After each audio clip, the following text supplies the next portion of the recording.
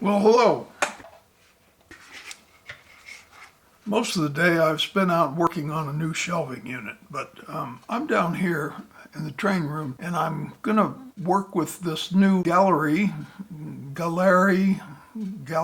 not sure how you pronounce it, airbrush that they were kind enough to send to me to try out.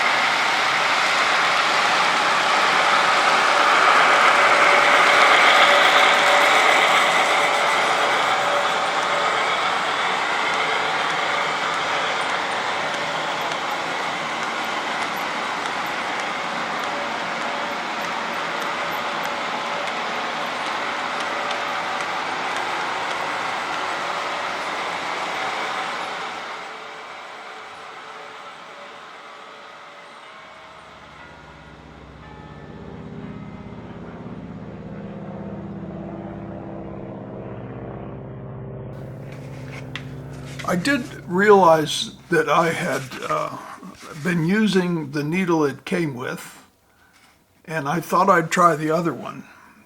The other one that came with it is the 5mm or 0.5 millimeter, and they also include this nice exploded drawing of the parts and the order in which they go together, which is pretty handy. When I changed the needle, when I pulled it out, this piece came out and the trigger came off, and I had a little bit of a challenge there getting all those pieces back together, but I did, and it works fine now. Yeah, I like this, instead of having to go hunt one up on the internet, not knowing for sure whether it's the right one, as I have done with my Iwata, it's right here. And it's in the box. It's pretty handy. And it's glued in there so you can't lose it. I like that too. That's thinking ahead. So I've added something to my system. I've added a water trap, a moisture trap. I don't know if it's working or not. My air may be too dry here to do any good. And I wanted to paint a few wagons. This is the first of them. It's just a little bit too plasticky and brand new for my taste. I taped the sides. I decided I didn't want to paint the sides. It's very narrow. I just didn't want to get paint all over it. I'm going to move the camera over here a little bit, and I'm going to load up the brush. If you're not subscribed, why not subscribe? That way you can get notifications when I have a new video out. Also, how about giving me a thumbs up if you like the video? Sleeper grime. It doesn't really do anything, but it makes me feel good. I have some pre-mixed. Somebody probably owns that name. This is my own mixture of Tamiya paints. It's red, brown, and black. Sometimes I put a little green in there. But this, I think, is just red, brown, and black. I buy these little bottles to save paints in. I also have this handy dandy, I saw this online, and it's much safer than always using my clean out pot to hold my brush, because the clean out pot is made of glass. And I dropped one recently, and woo, what a mess. Lots of old paint.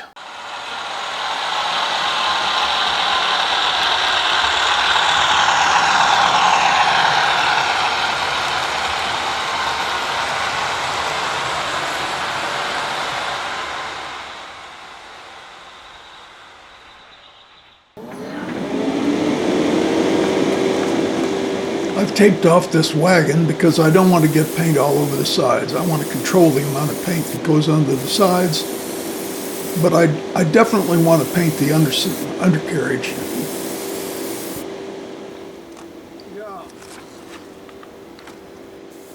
Here I'm demonstrating that this is a much wider line than we saw with the other needle.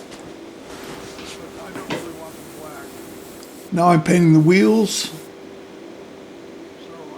Same paint.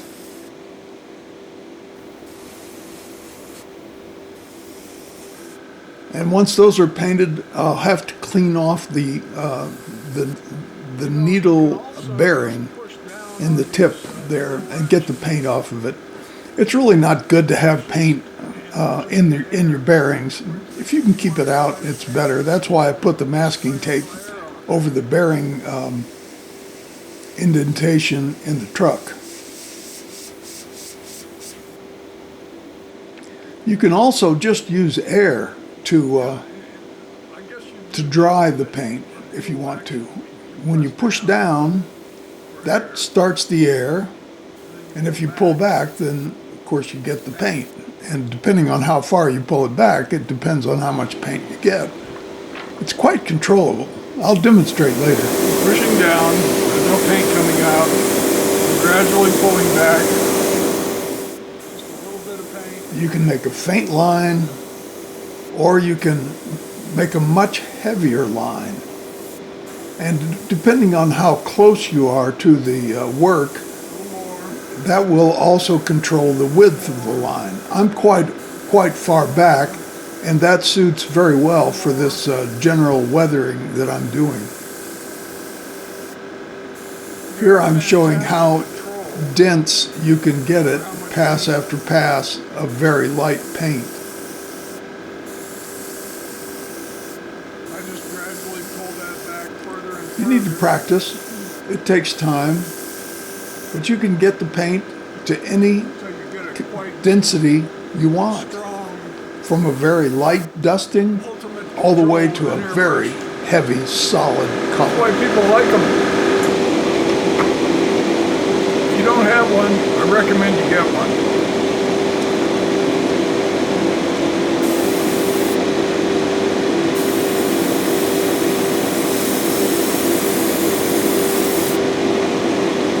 Just a little bit.